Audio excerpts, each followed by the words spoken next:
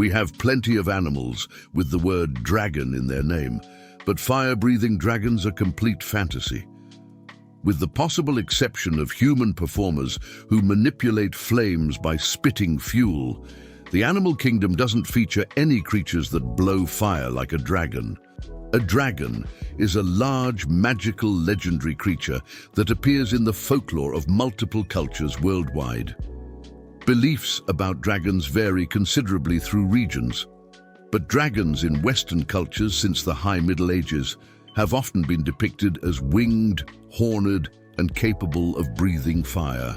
Dragons in Eastern cultures are usually depicted as wingless, four-legged, serpentine creatures with above-average intelligence. Commonalities between dragons' traits are often a hybridization of feline, reptilian, mammal, and avian features. The word dragon entered the English language in the early 13th century from Old French dragon, which in turn comes from the Latin draco, genitive draconis, meaning huge serpent, dragon, from ancient Greek drakon, serpent. The Greek and Latin term referred to any great serpent, not necessarily mythological. Draconic creatures appear in virtually all cultures around the globe, and the earliest attested reports of draconic creatures resemble giant snakes. Draconic creatures are first described in the mythologies of the ancient Near East and appear in ancient Mesopotamian art and literature. Stories about storm gods slaying giant serpents occur throughout nearly all Near Eastern and Indo-European mythologies. Famous prototypical draconic creatures include the Mushushu of ancient Mesopotamia, Apep in Egyptian mythology, Vrtra in the Rig Veda, the Leviathan in the Hebrew Bible, Grangul in the Poitou region in France, Python, Ladon, Wyvern, and the Lernaean Hydra in Greek mythology, Kulshedra in Albanian mythology, Unchegala in Lakota mythology, Jomunganda, Nidhögg, and Fafnir in Norse mythology, the dragon from Beowulf, and Aji and Az in ancient Persian mythology, closely related to another mythological figure called Ajidahaka or Zahak. Nonetheless, scholars dispute where the idea of a dragon originates from, and a wide variety of hypotheses have been proposed. In his book An Instinct for Dragons, 2000, David E. Jones, anthropologist, suggests a hypothesis that humans, like monkeys, have inherited instinctive reactions to snakes, large cats, and birds of prey. He cites a study which found that approximately 39 people in 100 are afraid of snakes and notes that fear of snakes is especially prominent in children, even in areas where snakes are rare.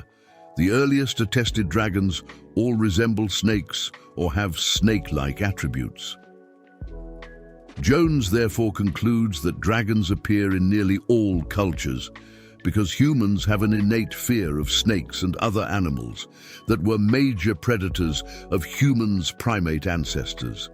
Dragons are usually said to reside in dark caves, deep pools, wild mountain reaches, sea bottoms, haunted forests, all places which would have been fraught with danger for early human ancestors. In her book, The First Fossil Hunters, Dinosaurs, Mammoths and Myth in Greek and Roman Times, 2000, Adrian Mayer argues that some stories of dragons may have been inspired by ancient discoveries of fossils belonging to dinosaurs and other prehistoric animals.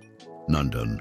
She argues that the Dragonology of northern India may have been inspired by observations of overseas extraordinary bones in the fossil beds of the Siwalik Hills below the Himalayas, Tuti, and that ancient Greek artistic depictions of the monster of Troy may have been influenced by fossils of Samotherium, an extinct species of giraffe whose fossils are common in the Mediterranean region. In China, a region where fossils of large prehistoric animals are common, these remains are frequently identified as dragon bones and are commonly used in traditional Chinese medicine. Mayer, however, is careful to point out that not all stories of dragons and giants are inspired by fossils, and notes that Scandinavia has many stories of dragons and sea monsters, but has long been considered barren of large fossils. In one of her later books, she states that many dragon images around the world were based on folk knowledge or exaggerations of living reptiles, such as Komodo dragons, Gila monsters, iguanas, alligators, or, in California, alligator lizards. Though this still fails to account for the Scandinavian legends, as no such animals, historical or otherwise, have ever been found in this region. In Egyptian mythology, Apep or Apophis is a giant serpentine creature who resides in the Duat, the Egyptian underworld. The Bremner Rind papyrus, written around 310 BC, preserves an account of a much older Egyptian tradition that the setting of the sun is caused by Ra descending to the Duat to battle Apep. In some accounts, Apep is as long as the height of 8 men with a head made of flint. Thunderstorms and earthquakes were thought to be caused by Apep's roar, and solar eclipses were thought to be the result of Apep attacking Ra during the daytime. In some myths, Apep is slain by the god Set. Nehebkau is another giant serpent who guards the Duat and aided Ra in his battle against Apep. Nehebkau was so massive in some stories that the entire earth was believed to rest atop his coils. Denwen is a giant serpent mentioned in the pyramid texts, whose body was made of fire and who ignited a conflagration that nearly destroyed all the gods of the Egyptian pantheon. He was ultimately defeated by the pharaoh, a victory which affirmed the pharaoh's divine right to rule. The Ouroboros was a well-known Egyptian symbol of a serpent swallowing its own tail. The precursor to the Ouroboros was the many-faced, a serpent with 5 heads who, according to the Amduat, the oldest surviving book of the afterlife, was said to coil around the corpse of the sun god, Ra, protectively. The earliest surviving depiction of a true Ouroboros comes from the gilded shrines in the tomb of Tutankhamun. In the early centuries AD, the Ouroboros was adopted as a symbol by Gnostic Christians. And chapter 136 of the Pistis Sophia, an early Gnostic text, describes a great dragon whose tail is in its mouth. In medieval alchemy, the Ouroboros became a typical Western dragon with wings, legs, and a tail. A famous image of the dragon gnawing on its tail from the 11th century Codex Marcianus was copied in numerous works on alchemy. Ancient people across the Near East believed in creatures similar to what modern people call dragons. These ancient people were unaware of the existence of dinosaurs or similar creatures in the distant past. References to dragons of both benevolent and malevolent characters occur throughout ancient Mesopotamian literature. In Sumerian poetry, great kings are often compared to the Ushumgal, a gigantic serpentine monster. A draconic creature with the 4 parts of a lion and the hind legs, tail, and wings of a bird appears in Mesopotamian artwork from the Akkadian period, c. 2334, 2154 BC, until the Neo-Babylonian period, 626 BC, 539 BC. The dragon is usually shown with its mouth open. It may have been known as the Umu Nairu, which means roaring weather beast, and may have been associated with the god Ishkur, Hadad. A slightly different lion dragon with 2 horns and the tail of a scorpion appears in art from the Neo-Assyrian period, 911 BC, 609 BC. A relief probably commissioned by Sennacherib shows the gods Ashur, Sin, and Adad standing on its back. Another draconic creature with horns, the body and neck of a snake, the forelegs of a lion, and the hind legs of a bird appears in Mesopotamian art from the Akkadian period until the Hellenistic period, 323 BC, 31 BC. This creature, known in Akkadian as the Mushushu, meaning furious serpent, was used as a symbol for particular deities and also as a general protective emblem.